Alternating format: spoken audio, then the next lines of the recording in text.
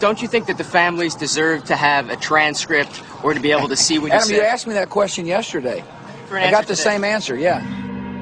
The final report was a unanimous report. That means that if there was a single commissioner who had any objection about anything, that fact would be dropped from the report. We have found out that he not only served on the transition team of the Bush administration, that he was a person who wrote a draft memo for the setup of the Bush administration's National Security Council, that he was an individual who wrote the preemptive war strategy that was eventually used for the war in Iraq, that he is a close friend of Condoleezza Rice's.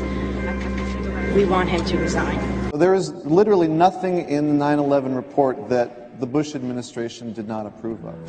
We can understand, therefore, why the Commission, under Zelikow's leadership, would have ignored all the evidence that would point to the truth, that 9/11 was a false flag operation intended to authorize the doctrines and funds needed for a new level of imperial mobilization.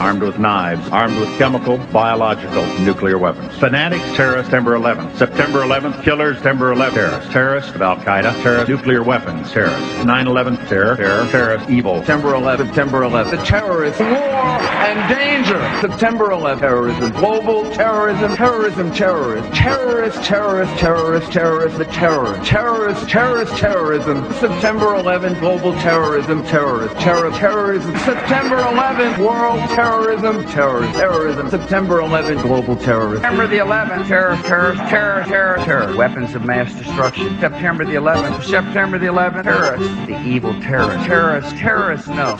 Terrorism. The words are hypnotically repeated. Terrorism, terrorist, terrorist threat, and of course, believed to be linked to Al-Qaeda. But it's the so-called war on terrorism that's in our faces practically 24/7 as the inescapable focus of our existence. One day, our grandchildren will look back on this time and ask, how was the war on terror won? The entire U.S. ruling class, ruling elite, comes to see terrorism as the preferred means, indeed the only means, to provide social cohesion, to provide an enemy image for the society to keep it together. According to neocon theory from Carl Schmitt, you have to have an enemy image in order to have a society. It's a very dangerous thing, because now it means that the entire social order, the political parties, intellectual life, politics in general, all based on a monstrous myth. Monstrous myth.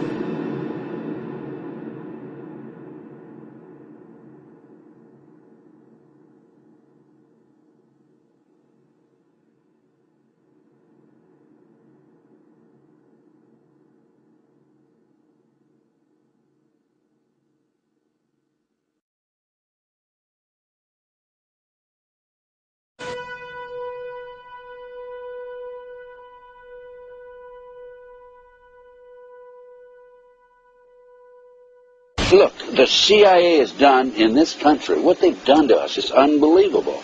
Look at the terrorist acts that have occurred. The CIA behind most, if not all of them. We had the Marine barracks. We had our embassy in Kenya. We had Pan Am 103. We had the USS Cole. We had Oklahoma City. We had the World Trade Center in 1993. That helped the terrorists blow up the World Trade Center the first time. They built the bomb. They got the driver's license. The informant, the informant, a fellow named Salam, a 43-year-old former Egyptian army officer, he was given the assignment to put the bomb together. And he went to his supervisor, his FBI supervisor, and said, we're going to put a dummy bomb in here, right? And the FBI supervisor said, no, we're going to put a real bomb. The FBI actually carried out the attack on the World Trade Center in 1993. They actually hired Ahmad Salam and paid him $1 million and gave him real explosives, a detonator, and told him to build a bomb and to give it to the foolish people that he was controlling to allow them to attack the World Trade Center complex. Unfortunately for them, there were only 6 people killed, not enough to pass the legislation. So what happened is 2 years later, April 19, 1995, down comes Oklahoma City Murrah building, 168 people killed. 1 year later, the anti-terrorism legislation that takes away many of our constitutional rights and civil liberties is passed.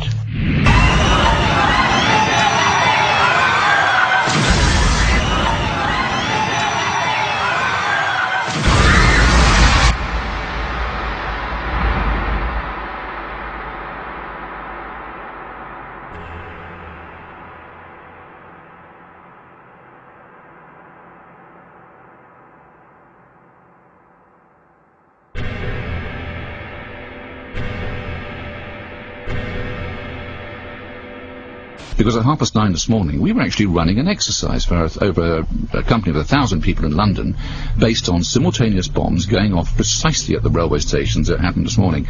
So I still have the hairs on the back of my neck standing upright. To get this quite straight, you were running an exercise to see how you would cope with this, and it happened while you were running the exercise? Precisely.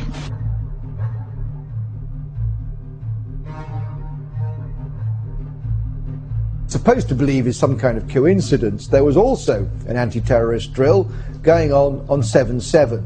And again, just like 9/11, they were talking about attacks on the same targets, the same kind of tube stations, and exactly the same time as the actual attack happened, providing some kind of cover for what must be operations orchestrated in some way by the state.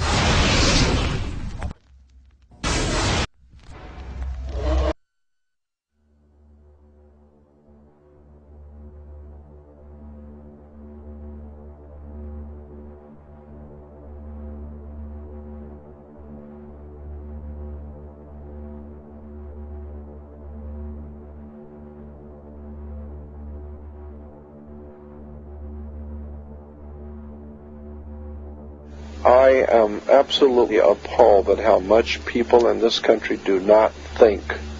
We are given to understand that, that an Arabic guy out there up in the mountains financed the most elaborate attack on this country. Do you think some people in a cave, were able to have NORAD stand down? Do you think that people in a cave were able to have all of this happen? And when I think about how many Americans were killed in New York City, and believing as I do that this thing was a setup job, this is a textbook operation that Nazis used, and they've used it over and over again. America has been suckered in one more time. I don't have to tell you things are bad. Everybody knows things are bad. The dollar buys a nickel's worth. Banks are going bust. Shopkeepers keep a gun under the counter. Punks are running wild in the street, and there's nobody anywhere who seems to know what to do, and there's no end to it. We know the air is unfit to breathe, and our food is unfit to eat. We sit watching our TVs while some local newscaster tells us that today we had 15 homicides and 63 violent crimes, as if that's the way it's supposed to be. We know things are bad, worse than bad. They're crazy. It's like everything everywhere is going crazy, so we don't go out anymore. We sit in the house, and slowly the world we're living in is getting smaller, and all we say is, please, at least leave us alone in our living rooms. Let me have my toaster and my TV and my steel-belted radios, and I won't say anything. Just leave us alone. Well, I'm not going to leave you alone. I want you to get mad. I don't want you to protest. I don't want you to riot. I don't want you to write to your congressmen because I wouldn't know what to tell you to write. I don't know what to do about the depression and the inflation and the Russians and the crime in the street. All I know is that first, you've got to get mad. You've got to say, I'm a human being. God damn it. My life has value.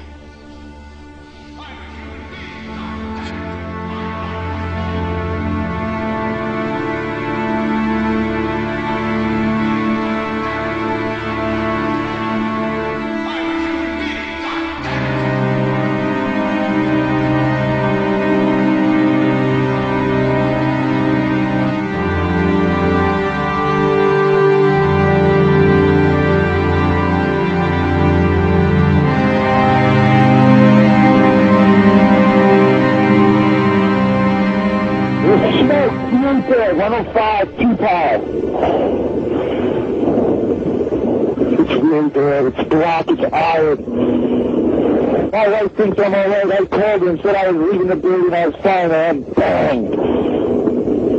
It's the three of us, 2 broken windows. Oh, God!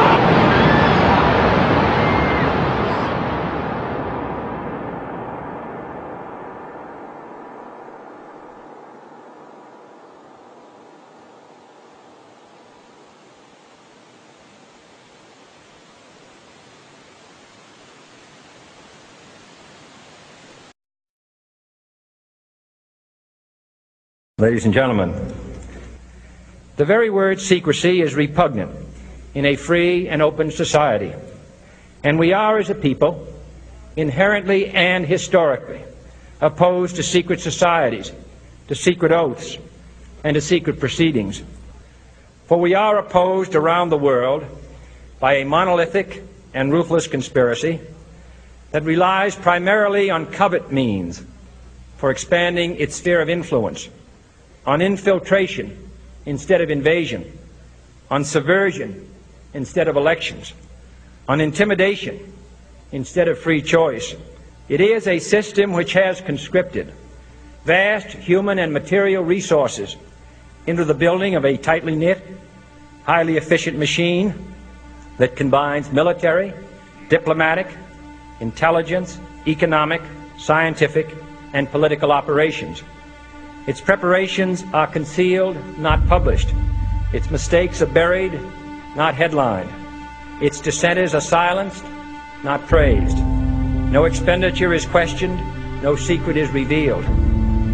That is why the Athenian lawmaker Solon decreed it a crime for any citizen to shrink from controversy. I am asking your help in the tremendous task of informing and alerting the American people, confident that with your help, man will be what he was born to be, free and independent.